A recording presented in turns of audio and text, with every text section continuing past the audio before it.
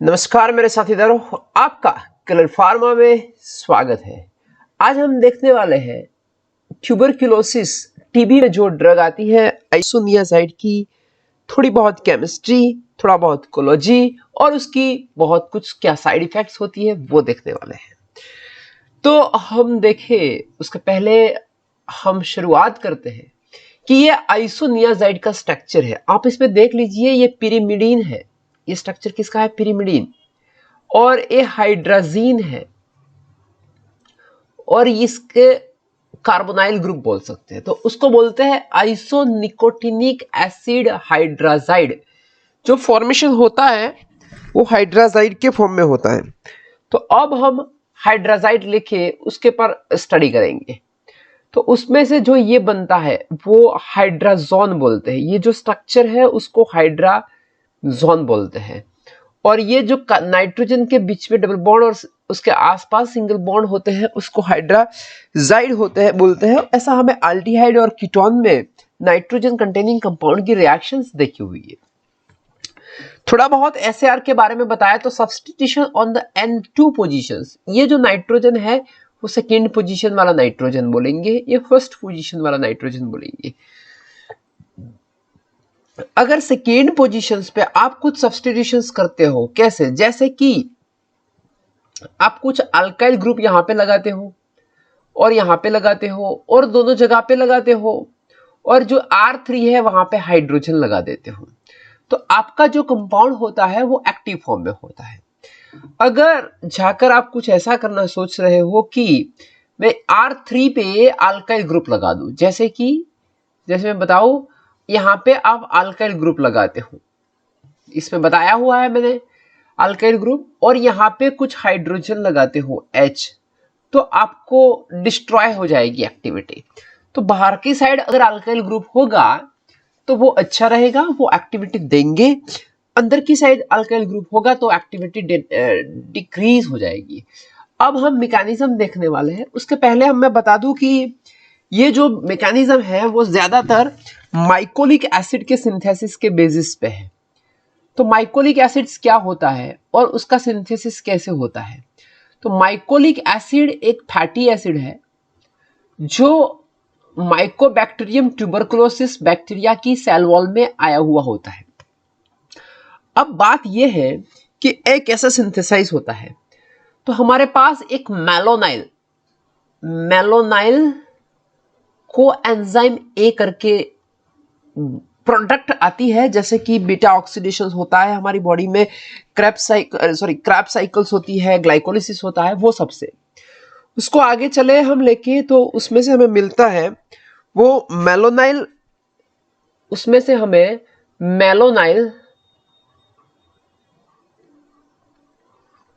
मेलोनाइल acyl carrier protein मिलता है। अब क्या होगा, जो मैलोनिक एसिड्स है था वो डाइकार्बोक्सिलिक एसिड ऐसा होता है, वो हमें थोड़ा बहुत डाइकार्बोक्सिलिक एसिड्स की सीरीज में भी देखा हुआ है। तो उसको लेके हमारे पास कोई एक असाइल ग्रुप है। ये असाइल ग्रुप हम क्यों लेते हैं? तो मैं आपको बता दूं कि ये असाइल ग्रुप हमने इसलिए लिया है कि वो हमें फैटी एसिड सिंथेसाइज करना है, और फैटी एसिड्स वो होता है उसके पास डिफरेंट कार्बन की चेन होती है। तो यहाँ पे कार्बन की चेन डिफरेंट होगी तो हमें वो कुछ different fatty acid, different types का फैटी एसिड मिलेगा। अब ये साइकिल ऐसी चलती है कि ये असाइल और मेलोनाइल असाइल कैरियर प्रोटीन वो दोनों जुड़ते हैं, और वो जुड़ने के लिए जो एंजाइम होता है वो होता है KASA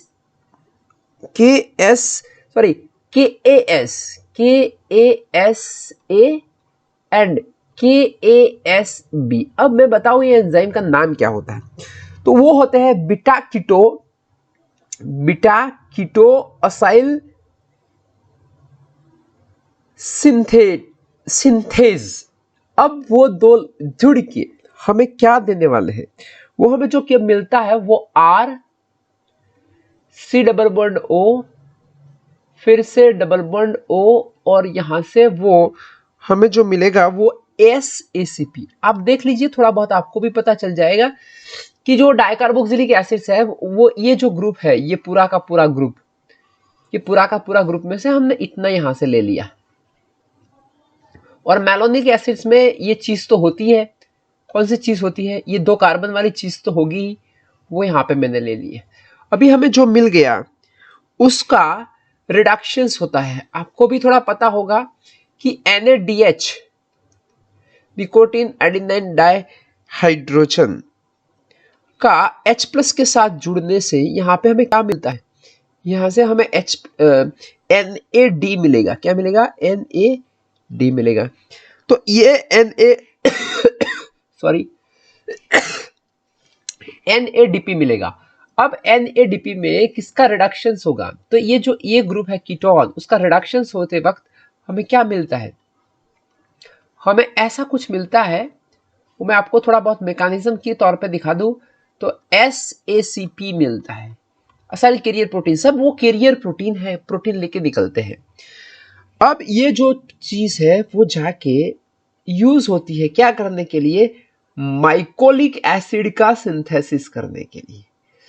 अब ये जो माइकोलिक एसिड है वो बैक्टीरिया की, माइकोबैक्टीरियम ट्यूबरकुलोसिस की सेल वॉल बनाएंगे और बैक्टीरिया को अच्छे से ग्रो करेंगे। अब आप यहां से देखोगे तो यहां से ये हाइड्रोजन होता है, तो ये दोनों में से वाटर निकलेगा, डिहाइड्रेशन रिएक्शंस होगी, तो हमें कुछ ऐसा मिलता है, वो इस तरह का फॉर्मेशन होता है SACP। तो ये जो चीज आप देख रहे हो ना, वो होता है ट्रांस, फिर उसमें हम डेल्टा 2 लिखते। ये क्यों लिखते हैं? ये 1 और 2 सेकेंड पोजीशंस पे जब डबल बॉन्ड होता है तो उसको इस तरह भी लिखते हैं, इनोयल असाइल कैरियर प्रोटीन। ये हो गया इन ओयल, ठीक है। तो अब ये जाके हमें क्या मिलेगा? ये जो इनोयल कैरियर ट्रांसफर प्रोटीन हो गया, तो इनोयल HA करके एक एंजाइम होता है, उसको बोलते हैं ट्रांस, ये जो चीज है ना वो बोलते हैं trans delta square enoyl ACP। ACP means acyl carrier protein. वो जाके हमें ये देते हैं और यहाँ पे फिर से हमें वो ही मिलता है कि NADH प्लस H+ मिला के हमें क्या मिल जाता है? NAD। ये थोड़ी बहुत साइकिल है जो माइकोलिक एसिड्स के सिंथेसिस पे काम करती है। अब हमें क्या करना है? हमें एक ही चीज करनी है। वो चीज क्या होती है? ये चीज ये है कि मैं कैसे करके ये एंजाइम को ब्लॉक करूं, कैसे करके ये एंजाइम को ब्लॉक करूं। तो हमें क्या मिलेगा? हमारा माइकोलिक एसिड ब्लॉक हो जाएगा, बनेगा नहीं। अगर माइकोलिक एसिड ब्लॉक हो जाएगा तो हमारा बैक्टीरिया का डेथ हो जाएगा। किसका डेथ हो जाएगा? बैक्टीरिया। तो अब हम देखते हैं कि हम कैसे माइकोलिक एसिड के सिंथेसिस को ब्लॉक करते हैं। तो अब चलते हैं हम वहां पे। ये जो हमारा आइसोनियाजाइड ड्रग जो हमारी बॉडी में आ चुका है, अब ये बॉडी को वो प्रोड्रग के फॉर्म में है, उसको एक्टिवेटेड करना होगा। तो उसके लिए क्या चाहिए? एक CATG एंजाइम चाहिए। ये CATG एंजाइम बैक्टीरिया में होता है, वो कैटालेज पेरोक्सिडेज एंजाइम बोलते हैं। वो कैटालेज पेरोक्सिडेज एंजाइम वो एक्टिवेट करते हैं, किसको एक्टिवेट करते हैं? आइसोनियाजाइड को, to form the isonicotinic acyl radical. तो वो कैसे हो सकता है? आप थोड़ा बहुत देखोगे ना तो इस तरह का वो रेडिकल होता है,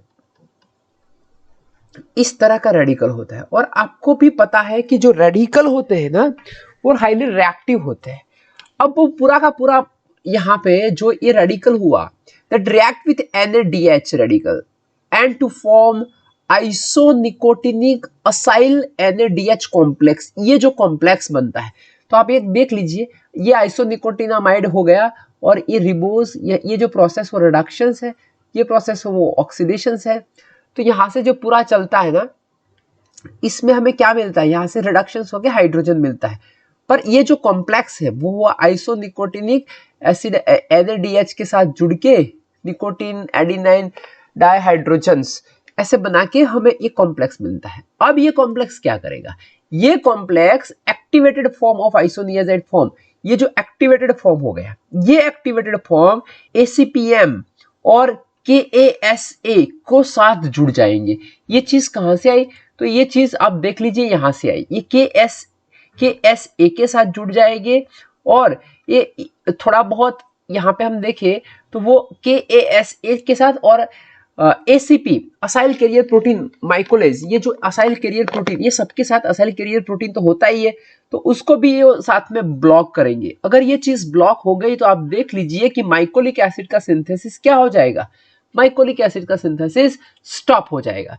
तो ये क्या चीज होती है फिर? वो inhibit the synthesis of mycolic acid in bacterial cell wall. तो ये माइकोलिक एसिड का स्ट्रक्चर है, वो अभी क्या हो जाएगा कि ऐसा बनेगा नहीं, तो बैक्टीरिया का डेथ हो जाएगा।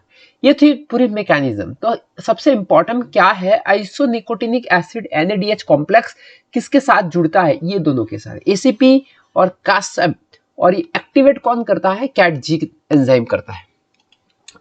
तो वो मेटाबोलाइज कैसे होते हैं? Isoniazid CATG catalysed peroxidase enzyme के साथ जुड़ के आप देख लीजिए निकोटिनिक एसिड्स का स्ट्रक्चर, आइसोनियाजाइड का स्ट्रक्चर कुछ CONH है। अब उसमें हमें क्या मिलेगा? ऑक्सीडेशन करेंगे तो अल्डिहाइड मिलेगा, कार्बोक्सिलिक एसिड मिलेगा, अमाइड मिलेगा। ये हमारा CATG से होता है। प्रपोज्ड मैकेनिज्म कुछ ऐसी है कि वो उसके साथ जुड़ने से हमें ऐसा फ्री रेडिकल मिलता है, वो फिर ऑक्सीजन के साथ जुड़ने से पैरोक्साइड जैसा मिलता है, और ये हमें एसिड। ये सब पोटेंशियल असाइलेटिंग एजेंट है। असाइलेटिंग एजेंट मींस असाइल ग्रुप। देखो उसको बोलते हैं एसिटाइल ग्रुप बोलते हैं, पर जो CH3 की जगह पे हम R लगा देते हैं। R क्यों चाहिए? क्योंकि ये फैटी एसिड के सिंथेसिस की बात है, तो असाइल ग्रुप हो जाएगी। तो इस तरह से वो असाइलेशंस करते हैं। अब ये कैसे मेटाबोलाइज होगा? आपको थोड़ा मैं मेटाबॉलिज्म के बारे में ये भी बता सकता हूँ कि जहां जहां पे हमारे पास NH2 के OH ग्रुप होंगे वो असिटाइलेशन से बहुत अच्छी तरह मेटाबोलाइज होते हैं। तो ये जो कुछ है वो हमारा एक एसिड जैसा चीज होता है, वो उसके साथ जुड़ते हैं, अल्डिहाइड जैसे रिएक्शंस होती है। तो ये जो ऐसा कुछ एक एसिड होता है CH3 COO और COH, it's a by product of pyruvic acids बोलते हैं ना, पायरुविक एसिड, लैक्टिक एसिड्स और पायरुविक एसिड, इसमें से पायरुविक एसिड्स है उसके साथ जुड़ जाता है। पायरुविक एसिड क्रैब साइकिल्स के प्रोडक्ट में मिलती है। उसके बाद ये भी एक एसिड है जो कीटोन जैसा चाइज होगा, 1 2 3 4 5 कार्बन वाला, 1 2 3 4 5 कार्बन। 2 कार्बन वाले को ऑक्सैलिक एसिड बोलते हैं, 3 कार्बन वाले को मैलोनिक एसिड, सक्सेनिक एसिड और ग्लूटामिक एसिड बोलते हैं। तो इस तरह का कुछ एसिड्स है।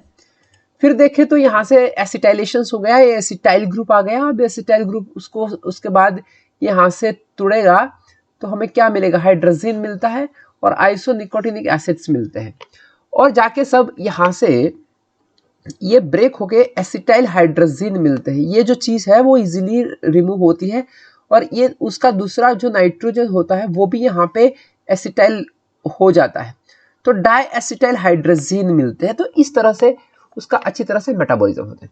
अब रेजिस्टेंस कैसे लाए? तो रेजिस्टेंस ऐसे लाए कि जो ये जो हमारे टारगेट्स है, कौन से वाले टारगेट्स है हमारे, आप देख लीजिए। तो ये वाले हमारे टारगेट्स थे, ये हमारा टारगेट था, ये हमारा टारगेट था, और मैकेनिज्म में हमने CATG देखा, वो बैक्टीरिया में होता है, पर वो होता है, ये भी सब बैक्टीरिया में ही होते हैं, पर वो माइकोलिक एसिड के सिंथेसिस में और वो एक्टिवेट फॉर्म कर। तो क्या हो जाएगा कि अगर इसमें कुछ म्यूटेशन हो गया, उसमें कुछ म्यूटेशन हो गया, उसमें कुछ म्यूटेशन हो गया, तो हमारी ड्रग जाके उसको रिकॉग्नाइज नहीं कर पाएगी और उसके साथ रिएक्शंस नहीं कर पाएंगी, और हम सोचेंगे कि आइसोनियाजाइड में क्या आ गया? रेजिस्टेंस। तो mutation resulting in over expression of INHA। INHA क्या था वो भी हमने बताया था कि वो एक इनोयल कैरियर प्रोटीन ट्रांसफरेज था, इनोयल असाइल कैरियर प्रोटीन ट्रांसफरेज था, which encodes the NADH dependent acyl carrier protein reductase. ये इसको लेके वो चलता है। दूसरा हम देखे थे म्यूटेशन और डिलीशंस। अगर इसमें चेंज आएगा और वो निकल जाए कि CATG प्रोटीन निकल जाए, अगर CATG प्रोटीन होगा ही नहीं तो फिर बैक्टीरिया एक्टिवेट नहीं कर पाएगा। किसको एक्टिवेट नहीं कर पाएगा? आइसोनियाजाइड को। अगर आइसोनियाजाइड एक्टिवेट नहीं हुआ तो आगे की मैकेनिज्म नहीं चलेगी। कैस ए भी है, वो हमने पूरा साइकिल्स में बताया कि कैस ए का क्या रोल होता है।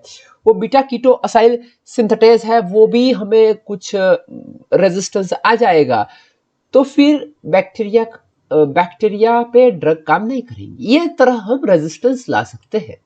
अब एडवर्स इफेक्ट देखते हैं। देखो, hyper sensitivity reaction, fever, various skin eruptions, वो उसकी साइड इफेक्ट है। ये सबसे बड़ी साइड इफेक्ट है, वो है हेपेटाइटिस। हेपेटाइटिस में क्या होता है कि लीवर काम करने का थोड़ा बहुत कम और वो क्या एबनॉर्मल काम करते हैं। तो हमें पता है कि जॉन्डिस में जब होता है वो एसजीपीटी और एसजीओटी का लेवल हाई हो जाता है। अब कैसी ड्रग में ये होता है? तो जो हेपाटिक नेक्रोसिस 20 ईयर से ओल्ड पर्सन में होता है, ये जो ग्रुप है ना, वो हाइड्रोजिन ग्रुप जहां जहां ड्रग में आते हैं ना, वो hydrazine group is responsible to do the hepatic necrosis. और ये हेपाटिक नेक्रोसिस होने से उसमें हमें एसजीओटी और एसजीपीटी ज्यादा मिलता है। आप सुन लीजिए, जहां जहां हाइड्रोजिन ग्रुप आएंगे आप देख लीजिए, हमारे पास अमाइड भी चलता है, CONH2OH, ये फिनॉल, ये पैरासीटामोल है। ये जो NH2 CONH2 वाली चीज आती है ना, वो भी थोड़ी बहुत हमें नेक्रोसिस करती है। और इसीलिए ही पैरासीटामोल में भी क्या साइड इफेक्ट है? हेपाटिक की साइड इफेक्ट ही थी। इस तरह भी हम कोरिलेट कर पाते हैं। फिर पेरिफेरल न्यूरोपैथी, पायरिडॉक्सिन डेफिशिएंसी। अब चीज क्या चलती है कि पायरिडॉक्सिन का स्ट्रक्चर और पायरिडॉक्सिन का मेटाबॉलिज्म कोई एंजाइम से होता है और वो कोई एंजाइम बनाते हैं। वो आगे की डिफरेंट डिफरेंट प्रोसेस में हमें काम लगते हैं। वो क्या प्रोसेस होती है? तो वो डी एमिनेशंस होता है, वो ट्रांस एमिनेशंस होता है। देखो, उसमें ट्रांस एमिनेशंस में काम लगेगा, वो बायोकेमिकल प्रोसेस है। वो बैक्टीरिया में ट्रांस एमिनेशन होगा तो प्रोटीन का मेटाबॉलिज्म होगा। डीकार्बोक्सिलेशन, डीएमिनेशन, ये सब प्रोसेस हमारे बैक्टीरिया के लिए बहुत जरूरी है और हमारे लिए भी जरूरी है। सन कंडेंसेशन ये सब होता है।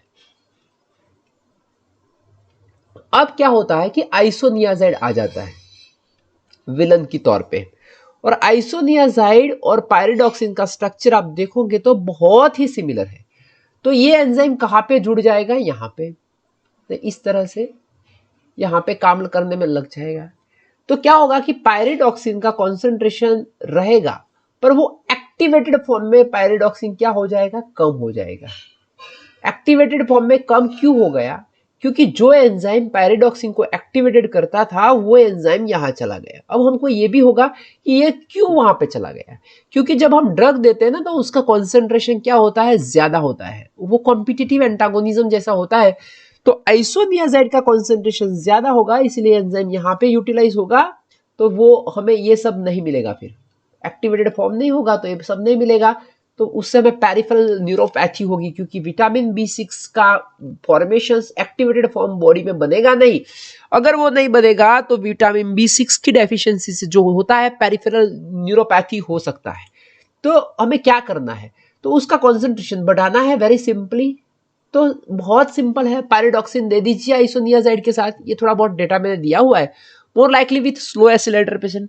जो एसिलाइट हमारे बॉडी में दो तरह के एसिटाइलेटर पेशेंट्स होते हैं, एक जिसमें फास्ट एसिटाइलेशन होता है और दूसरा जिसमें स्लो एसिटाइलेशन। जिसमें स्लो एसिटाइलेशन होता है उसका सब मेटाबॉलिज्म आइसोनियाजाइड का इसके थ्रू होगा। तो पैराडॉक्सिन में ज्यादा दिक्कत आएगी। तो इस तरह से हम कर सकते हो, पर हमें अगर उसको रिवर्स करना है तो पैराडॉक्सिन का कंसंट्रेशन बढ़ाना होगा। कैसे? कि आइसोनियाजाइड जिस पेशेंट को दी जाती है उसके साथ उसको पैराडॉक्सिन भी दे दीजिए, तो कंसंट्रेशन बढ़ेगा, तो एंजाइम पैराडॉक्सिन के मेटाबॉलिज्म के काम लगेगा। हेमाटोलॉजिकल रिएक्शंस आप देखोगे तो सब इयोसिनोफिलिया, थ्रोम्बोसाइटोपिनिया हो जाता है, गैस्ट्रस डिस्कम्फर्ट भी होता है। तो ये हमारी थोड़ी बात थी आइसोनियाजाइड की। आप याद रखिए, पेरिफेरल न्यूरोपैथी और हेपाटिक साइड इफेक्ट बहुत ही मेजर साइड इफेक्ट है उसकी। तो अगर आपको अच्छा लगे तो आप आपके दोस्तों तक ये वीडियो पहुंचा दीजिए, तो क्या है कि वो भी थोड़ा बहुत जाने, पहचाने और माने कि क्या होता है। Thank you, thanks a lot.